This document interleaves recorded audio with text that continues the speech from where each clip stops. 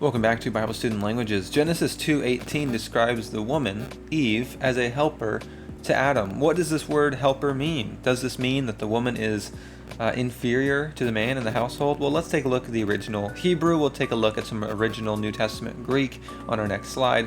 And we'll take a look. What do these terms mean?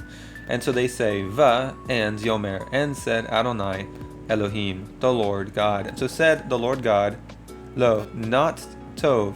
It is not good, Hayot, should be the Adam, the man or Adam.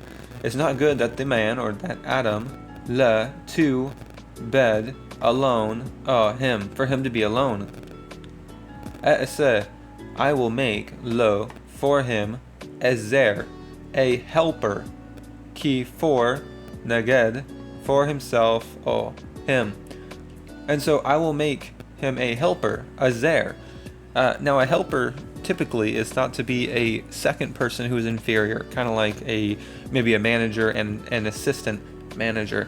Is that what is going on here? Does helper here mean that the woman is inferior to the man, or that the woman can only help with what the man is doing in a lesser way? Well, let's take a look at Deuteronomy 33:26, which says, Ain, none, ki are like El, God, Yeshurun, of Jeshurun, Rokev, who rides Shemaim on the heavens.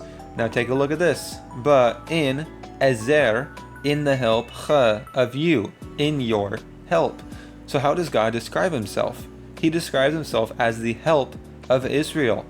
So would he be describing the woman as a helper in a negative sense, while also in the same authorship of the first 5 books of the Old Testament be describing himself in an inferior way as a helper? No, I don't believe so. Now let's take a look at what Paul says in Ephesians 5:22. It says this, Hey, the genekes, the wives, tois, to idiois, to your own, andrasen, husbands, hypotasiste, submit yourselves. Now notice something.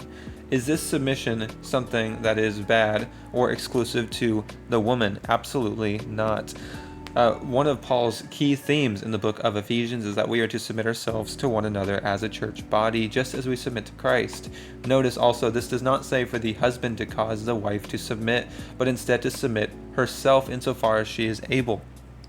Now, this is typically, especially in the West, thought to be a very hurtful verse, a very hurtful passage, and that's because authority, especially in the household, is often seen with suspicion.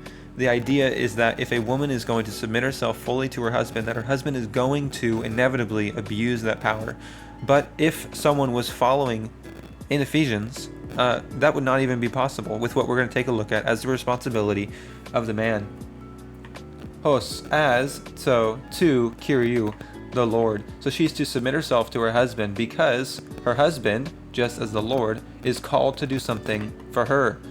It says, Hoi, the Andres, the husbands, agapate, love, tas, the genekas, the wives, heatzon, your own wives, kathos, just as ke also, ha, the Christos, just as also Christ, agapasen, loved, tain, the ecclesion, the church, K and Heaton, and himself, paradoken, gave, hiper, for, ates, her. How did Christ love the church? So the woman is supposed to submit herself to the man. What does that mean? It means the man ultimately is responsible for his household.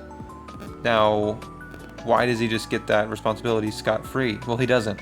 It says right here that the man is supposed to care for his wife in the same way that Christ cared for the church, which, as it says right here, he gave himself for the church. What does that mean? Well, of course, he gave himself on the cross to death. It says right here, a husband is supposed to die, not only to himself, but maybe even physically. I think that could be argued. But a husband is supposed to at least die to himself in order to lead his wife well. So is this a place of inferiority? Is this a place of putting down the woman? Absolutely not.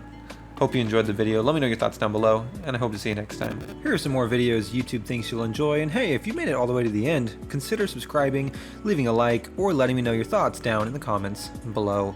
Can't wait to see you next time.